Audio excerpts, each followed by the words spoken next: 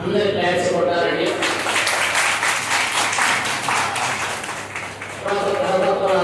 సందర్భంగా రెండు కలిసి వస్తున్నాయి సార్.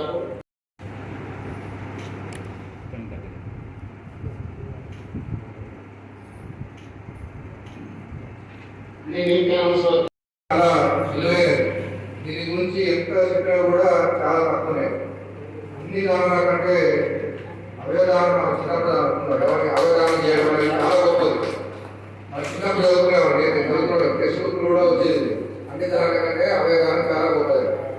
కాబట్టి మనం బతుకున్నప్పుడు మనం ఏం చేసినా చేయకపోయినా కానీ చనిపోయాక మనం ఏదైనా అవయవం దానం చేయడం వల్ల మనకు పేరు జీవితాంతం కాకుండా చనిపోయాక కూడా మన పేరు అనేది కలకాలం ఉంటుంది.